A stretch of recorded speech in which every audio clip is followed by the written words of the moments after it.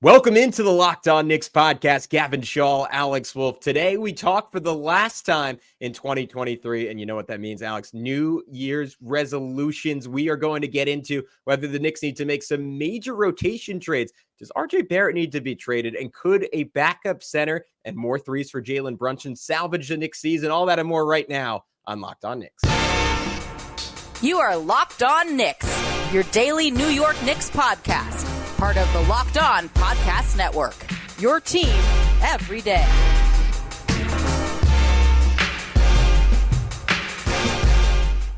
Hey, what's up, guys? You are Locked On Knicks, and this episode is brought to you by PrizePicks, the easiest and most exciting way to play daily fantasy sports. Go to prizepicks.com/LockedOnNBA and use code all lowercase LockedOnNBA for a first deposit match up to $100. And I wanted to thank you for making Locked On Knicks your first listen today and every day, because we're now available on all platforms. So be sure to subscribe on YouTube, hit that notifications bell, and do the same on your preferred audio podcast platform of choice. And I rarely ask this, but I feel like it's a good time because we're talking resolutions. It's my resolution to say this more. Go on to iTunes, leave us 5 stars. If you have any criticisms, you can write them all in the message. It doesn't matter.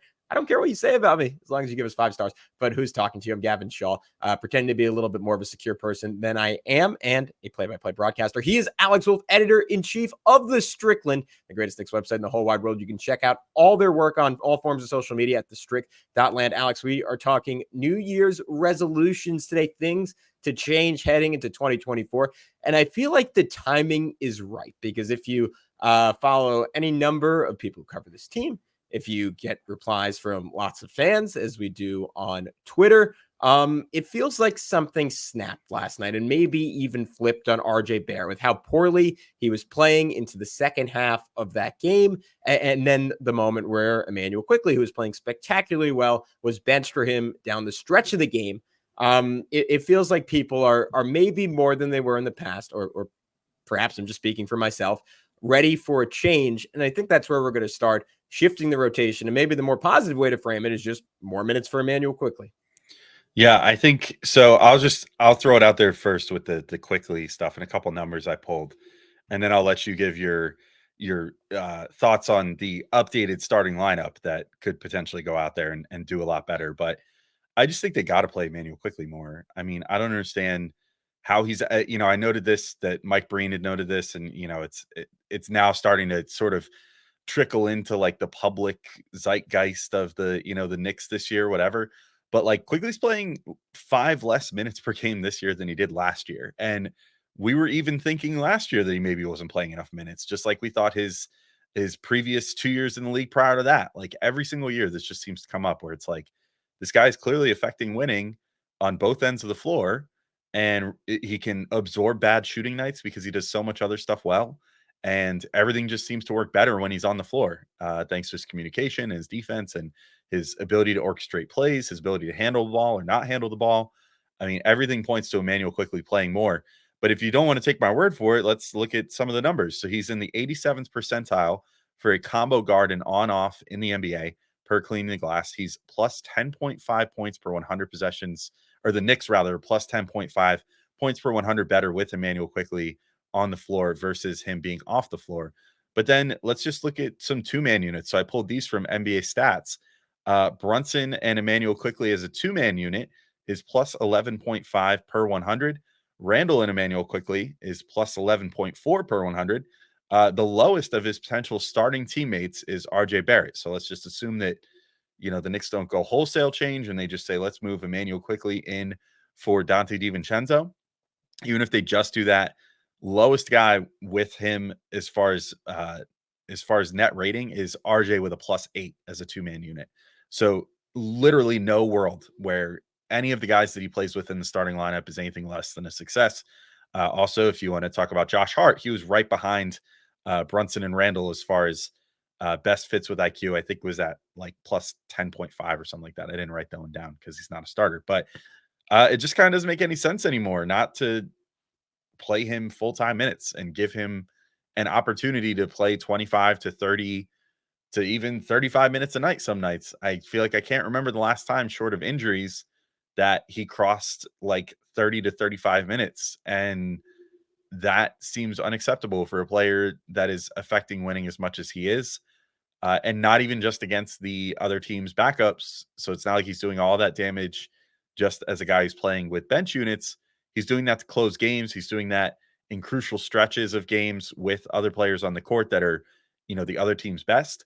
At this point, I just think, yeah, like they need to make a change. They need to change the starting lineup. And Immanuel Quickley is the first guy that comes to mind as far as guys that need to be out there more.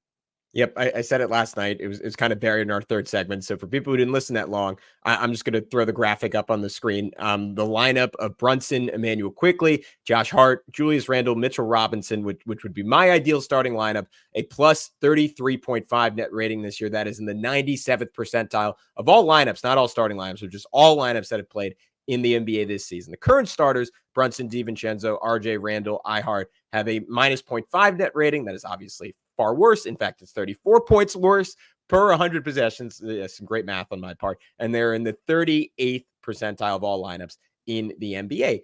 And this isn't a small sample size thing. In fact, that idealized starting lineup has actually played more minutes this season than the current lineup because it's often been the lineup that finishes games for the New York Knicks. Immanuel Quickley and Jalen Brunson last year were one of the better two-man combos in all of basketball. And their lineups were in the 98th percentile offensively, 87th percentile defensively. They were fantastic on both ends of the floor. And I understand Tom Thibodeau's hesitation in that it does leave a team that's currently fairly small even smaller. And yet I think you want Quickley out there more with the starters because you have Julius Randle in there to make up for some of that size deficit. And no, Randle isn't a fantastic defender, but at least in terms of rebounding, you're not at a massive disadvantage, especially because even at the three, Josh Hart rebounds disproportionately well. And I think that's why that lineup still works. You have so much creativity, Alex. You're going to get into it a little bit later, but Immanuel Quickley is one of the few guys on this team who has the ability to consistently generate open three-pointers for Jalen Brunson. And the way Brunson's been shooting on largely contested shots has been fantastic. You can only imagine if he gets one or two more spot-up looks per game. And on the other hand, Brunson gets Quickley into a rhythm. And there are so many nights where you just see shooting inconsistency from Quickley this year. And I think the biggest thing there is that his minutes are yanked around, how he's used is yanked around. And it's just a very challenging way to get into a rhythm if you're not a genuine start. As much as we love Quickley, I think he's a notch below that. Having someone like Brunson to generate open shot after open shot for him, I think is the way to go. And it is a way to get him going that when he is the sole guard out there, he's already feeling confident. He's already made some shots. So this is what my idealized rotation would look like. And it's a little bit extreme because the glaring number there, for those of you watching on YouTube, it's up on the screen. RJ Barrett's at 14 minutes, but I'll go through the whole thing. Jalen Brunson, 36 minutes at point guard. Immanuel Quickley, 12 minutes at point guard. Immanuel Quickley, 22 minutes at the two. So 34 total for IQ. Dante DiVincenzo, 24.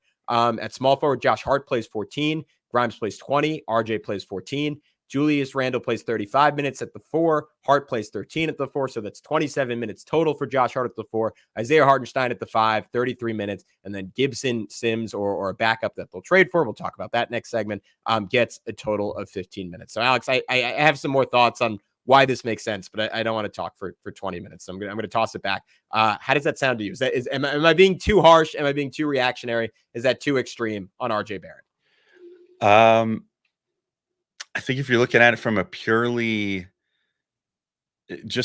perspective of like what makes sense based off what the numbers dictate, then no, I don't think you're being too reactionary. But from the perspective of locker room politics and stuff like that, I don't know that would fly necessarily. Like, I think I think that RJ cannot go from like 30 minutes a game to like 14 without there being some form of consequences there. Like even with the, as far as like locker room, turmoil or something, because we even saw with Grimes, like Grimes was, even though he was starting, he was still only playing like 15 to 20 minutes a game.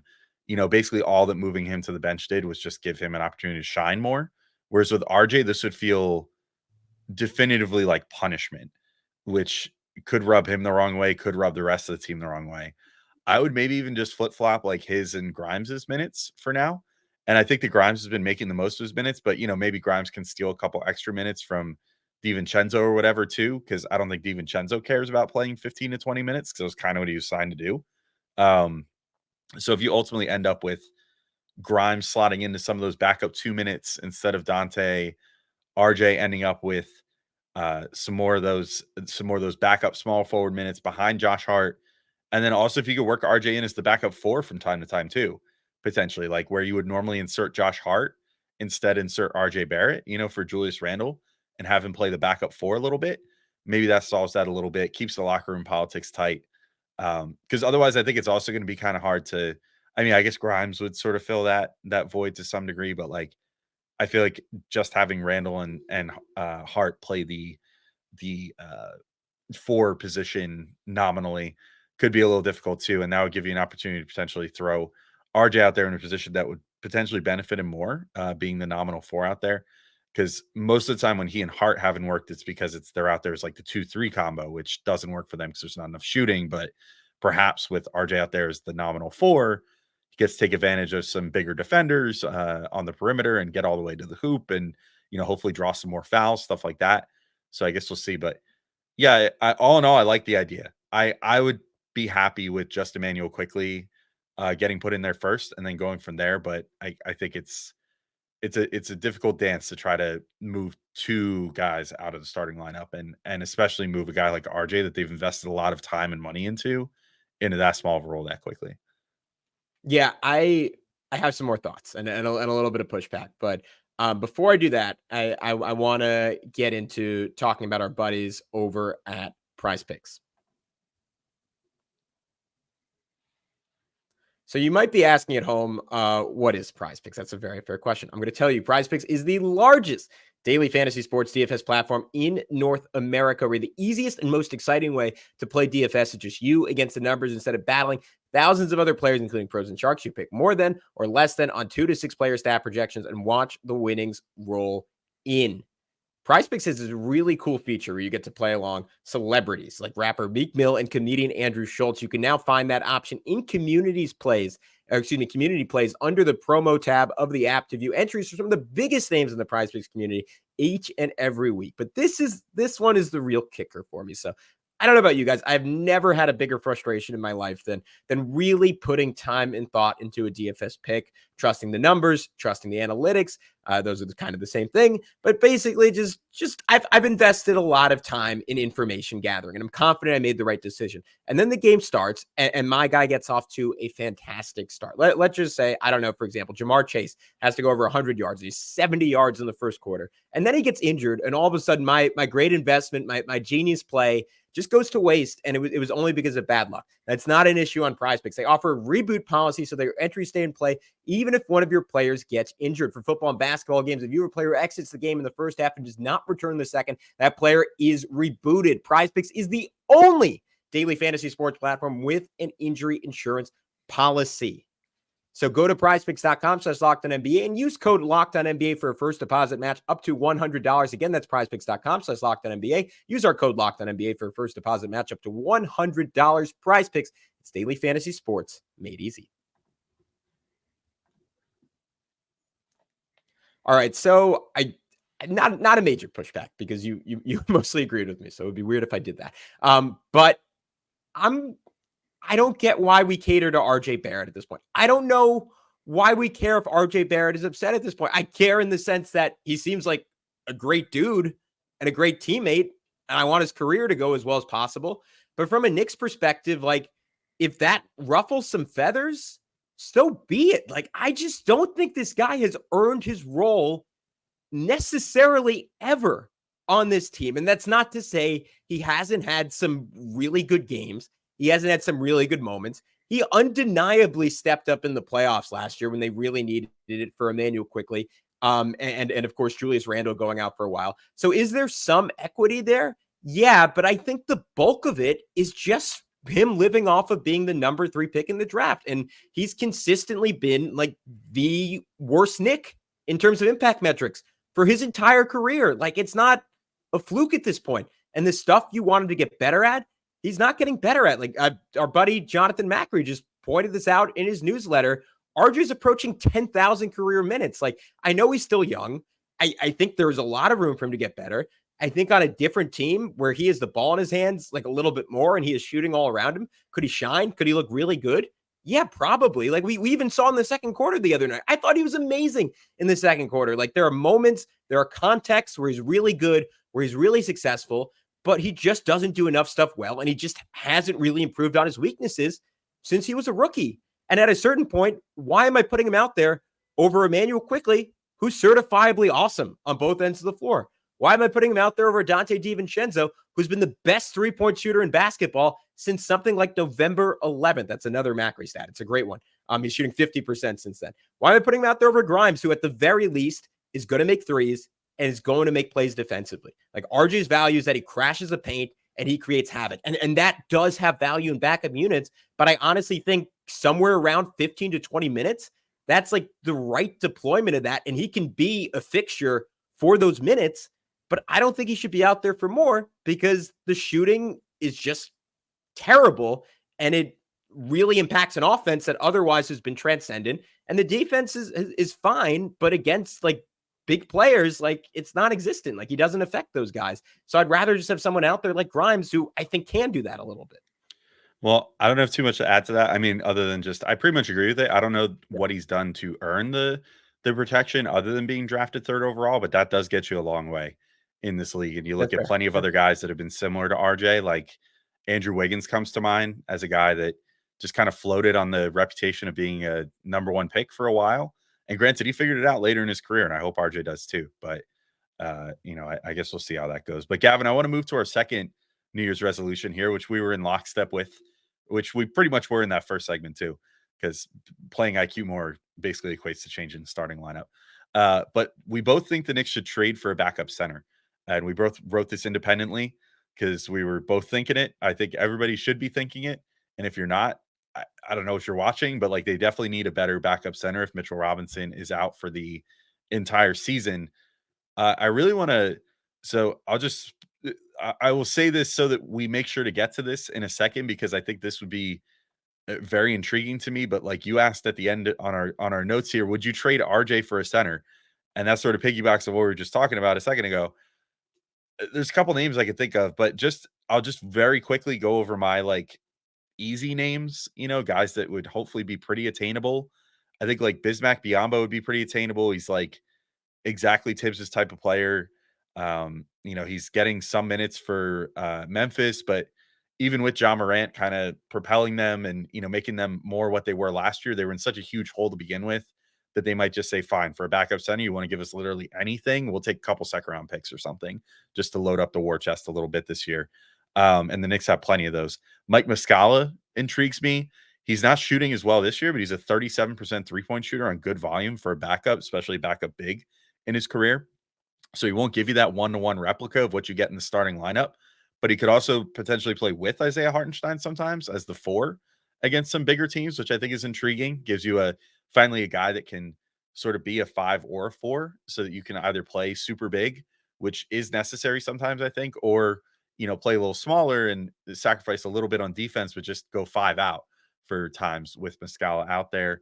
And then you have this name too. This is our shared name, so this is where I'll kind of baton pass to you. But I think Goga Bitadze on Orlando is really, really good, and he sort of, to me, looks like he's having an Isaiah Hartenstein-ish trajectory to his career, where he was kind of raw to start, is really figuring it out now as a solid shot blocker. Nominally can shoot a little bit. I don't know if I trust it. Like the percentages certainly aren't there. He shoots in the 20s. From 3, but he at least pretends to know how to shoot a 3, which is nice, but fairly good passer. And I think just a pretty smart all around player. So that's definitely a guy I would look to get as well if I were the Knicks and I were looking for a trade, which I should note, Bitadze, they would not be able to put in that disabled player exception if they get it from Mitch, but those first 2 names I mentioned, they could put into that disabled player exception because they're 1-year contracts. Yeah, Bitadze is maybe the number 1 name on my list. The obvious issue there is like, how do you incentivize Orlando to give him up when they arguably played better basketball with him starting than with Wendell Carter starting? Not that they're going to start him over Carter, because Carter's just the better prospect with more upside and gives them more spacing. But he's a great fit, and he's someone, like, to your point, came into the league, reputation as a stretch five, and I'm always so impressed when guys can do this. Like, when their number one thing or their number one appeal as a draft prospect doesn't work out, he kind of pivoted and said, all right, I'm just going to grind people down around the basket, like throwing some jump hooks, like putbacks, like passing, to your point, like nominally solid defense. He's like kind of exactly what you want a backup center. I just don't know why Orlando wants to trade him to the Knicks, and that's kind of the issue with all these guys. So I'm gonna throw this back at you, Alex. Like, is there, like, would you rather go for like the true bargain bin guys, which Biyombo out of that group I think is my favorite, because I kind of all I'm looking for is to just not get killed defensively, and there's a case to be made to go for someone like Muscala, where you just go the other way and say, all right, well, we're just going to try to outscore teams when they're in the game, and that's better than Taj Gibson and Jericho Sims, who aren't really getting it done on either end. I know Gibson has his moments defensively, like he did against Giannis, but by and large, especially against a team like any team that can force him to play out in space, like you're just jet in the water, and you might as well have someone without the defensive IQ, because at this point Gibson doesn't have the speed to totally take advantage of it. But what I'm getting at is, like, would you trade something real for a center? Would you commit to money beyond this year? Or are you just trying to, like, band-aid this a little bit better than it's currently band-aided, if that's a verb? I mean, I would potentially look to do that, because the reality is that, so, I mean, I would love for the Knicks to potentially entertain the idea of getting a different coach going forward, but I don't know that they're going to do that. And so if this is the guy that you're going to have coaching the team, then why not make a little more investment in this position? Because unless you want to pay Hartenstein a lot of money this coming year, which you only have limited means to do, by the way, because I think they'll only have early bird rights to him. So they'll only be able to pay him, I think, 120% of what he makes now, if I'm not mistaken, as long as they remain over the cap. So if that's the case, you can only pay Hartenstein like 11, 12 million, or 12 to 13 million, something like that, based off what his final contract number is. But like, that's some other team might beat that, because he looks like a starting center. So if you want to plan for a life without him and just say, well, okay, now Hartenstein is essentially the rental the rest of the year, we can invest in someone else and then have that person in Mitchell Robinson going forward as a super powered center rotation, then maybe you do it. Who that name would be, and so if you trade RJ for that guy, then that's where things get a little intriguing. And you know what? I think that's a good opportunity to kind of throw things to the next segment, and real quick, just let everybody know about our good friends over at FanDuel. So as the weather gets colder, the NFL offers are staying hot on FanDuel. And right now, new customers can get $150 in bonus bets with any winning $5 money line bet. And that's $150 if your team wins. So if you've been thinking about joining FanDuel, there's no better time to get in on the action. The app is super easy to use. There's a wide range of betting options, including spreads, player props, over-unders, and more. One of my favorite things, I always talk it up, is same game parlays. There's nothing more fun to me than going in, placing a multi-leg bet, and you could do it for like pocket change. You could be like, oh, for $2, I want to go in and just make a wild same game parlay. And you know what? If this thing hits, I might win like $100 on this $2 bet. And the way it works is, like, if you feel pretty confident in your abilities to break down what's going to happen in a game, you could say, like, okay, I think Julius Randle is going to have over 23.5 points. Jalen Brunson is going to have over 4.5 3-pointers. Immanuel Quickley is going to have over 3.5 assists. The Knicks are going to win outright, and something else. You could throw like 5, 6, 7 things on a single ticket for the same game.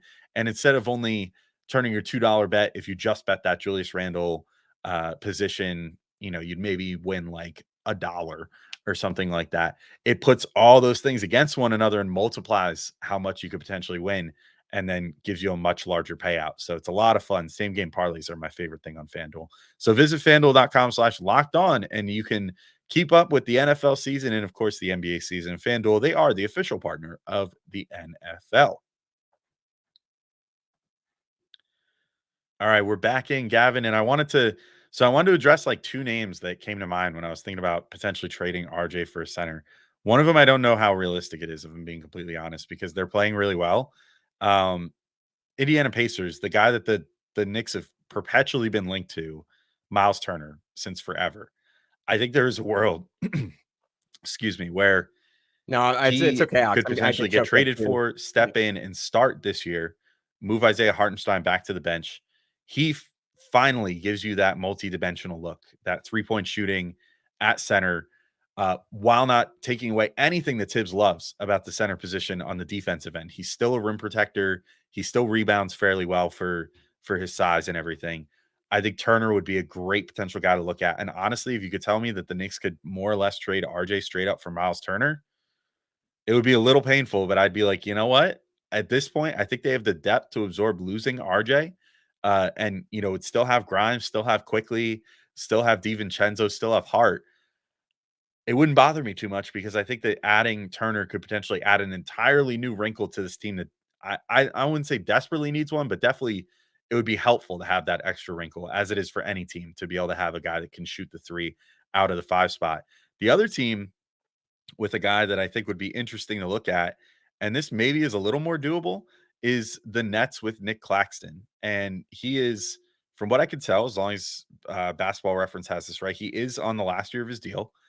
They would have to add some more salary to make this work to match it up with RJ, but he plays just like Mitch. Like, he is a defensive menace. He's maybe even more switchy because he's a little faster, not as dominant of a rebounder, obviously, because nobody is, but I think that he would give you a great defensive presence. If you could play 48 minutes next year of Mitch and Claxton, you're like, okay, nobody's scoring at any time. You're never going to have any drop off between those two guys. So I think that's another guy that if I get the opportunity and it's like, can I trade RJ for someone and Nick Claxton comes up? It feels almost dirty to do it because you're like, ugh, like, you don't want to like admit like that you would trade RJ for a center that you've consistently sort of clowned on the team across town for not being as good as Mitchell Robinson. And yet I would potentially do it. And, if they could probably make that work with like Dinwiddie and Claxton, that equals RJ's salary roughly, or slightly more, but would make things work. Or they could do like Claxton, Royce O'Neal, and like some filler to make that work. And it would not be too hard. And as long as the Knicks didn't have to do like a ton of picks or something, I think that would be a worthwhile investment. Because that just would allow them to play more like how they want to play this year. And painful as it would be to cut bait from RJ, like I wouldn't hate it from the Knicks' perspective of being able to get better this year and beyond.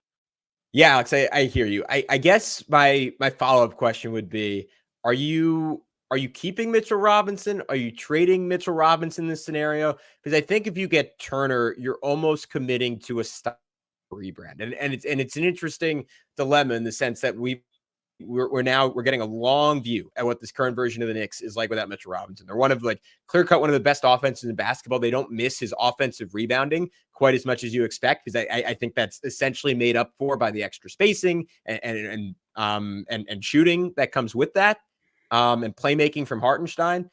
Defensively, I think Turner's a clear-cut downgrade from Mitch. I think Claxton can't replicate his rebounding and doesn't necessarily replicate quite the level of force that he brings around the rim, even if he's way more switchable than Mitch is. So you're doing a little bit of a rebrand, and I'm not necessarily against it, but is there a world where you're trading for those guys and still keeping Mitch, or is this kind of like trade Mitch, like throw that extra money at Hartenstein and figure it out from there? I think to me, it's mostly just if I'm making that deal, it's basically just like resigning myself to Hartenstein leaving. So just saying, nice as it would be to keep Hartenstein, I don't know if the Knicks are going to be able to match his number of what he could get from some other team that finds themselves thinking that they're in need of a starting center. At least with Claxton, you have more financial flexibility. So if you trade for Claxton, you have more means to re-sign him and keep him long-term because of the fact that he has full bird rights attached, whereas Hartenstein, you only get early bird, which again, I think based off my head math, I could be wrong. Maybe Jeremy Cohen's ears are ringing right now. Yeah, so I just looked this up. You can pay Hartenstein up to 175% of his current value as long as you're not operating as a cap team, which seems like is unlikely for the Knicks. So they can get to like 16, somewhere between 14 and 17 million for him. Yeah. Okay. All right. So I was thinking that it was 150%, which would have put them more at like 12.5 to 13 million.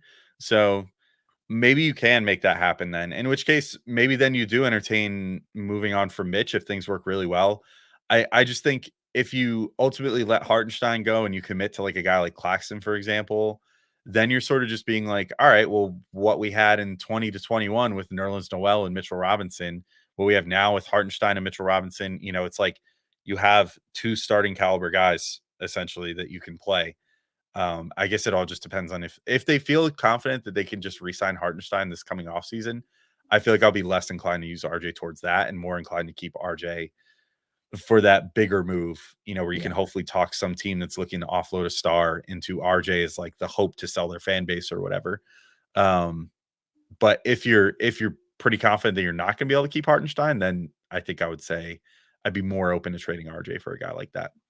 Yeah, I think that's probably the right approach. And I almost wonder if this offseason the Knicks couldn't do Mitch for Miles Turner straight up, just because Indiana's going to be so desperate for defense. And I think they're going to come out of this season like realizing like, all right, as fun as this was, like this isn't really a tenable play, a tenable way to play and win with the current level of talent they have, and they might be a little bit more sustainable with Mitch. And on the flip side of things, like I don't want to say the Mitch injury was a blessing in disguise, because I love Mitch and it's horrific whenever anyone gets hurt like that and has to miss this season. The only thing I'll throw out there is like I don't think the Knicks would have been much improved offensively in the playoffs this year from last year. Like I don't think they can play at the level they want to on offense in the postseason if their core is Brunson, RJ, Randall, and Mitch. And maybe just swapping RJ out of that and having Quickley out there, Grimes or DiVincenzo out there just like helps to space things enough. But we even saw that for stretches last year, and it didn't totally work. So that's kind of my takeaway. In terms of further playoff proofing, like I wonder if there's other ways to move RJ, like particularly for a bigger wing. And to me, there's two versions of that. There's a version where you're trading him 1-for-1 for someone that you would kind of just consider a role player. And that's maybe like when we got really tired of Julius Randle and started talking about trading him for Harrison Barnes, you can make an argument this is a version of that trade, except for the fact that RJ has never played all NBA level basketball for a sustained stretch like Julius Randle has. So I think it's a little bit less reactionary. And I threw this one at you, Alex Bruchot. Like, I wonder if you could trade him straight up for someone like Bruce Brown. And honestly, I think that makes the Knicks a better team, even if you're trading for yet another undersized wing, just because Bruce Brown is such a nice defensive player, like can shoot the three a little bit better than RJ and is just more content. Like, I think that's an underrated part in all these discussions, just someone who's willing to do role player stuff and doesn't have aspirations of being a star. But you could argue that lowers the Knicks ceiling. Of course, OG Anunoby's a name. I could throw a bunch of names out there in terms of star wings that the Knicks could potentially go after this offseason, whether it's the Clippers duo, if that really goes bad. I would continue to keep my eye on the Phoenix Suns with reports leaking out of Kevin Durant, continue to be unhealthy, not for in season, but this offseason. Someone like Tobias Harris. If you want to go guard position, Donovan Mitchell, Michael Porter Jr.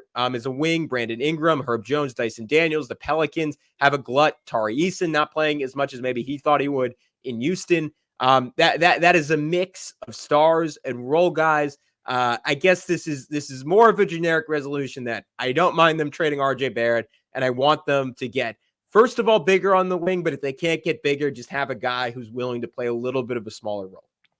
Yeah, I think it's more just like if it ends up being one of those star type guys. So if you start going big game hunting for like one of the teams in the West blowing it up, like Paul George and Kawhi Leonard or Durant and Booker, or even like staying in the Eastern Conference going for Donovan Mitchell, I think there's just a little bit of a disconnect from like us saying like RJ, is like probably shouldn't be starting anymore and probably should be getting like 20 minutes a game, if that, and blah, blah, blah.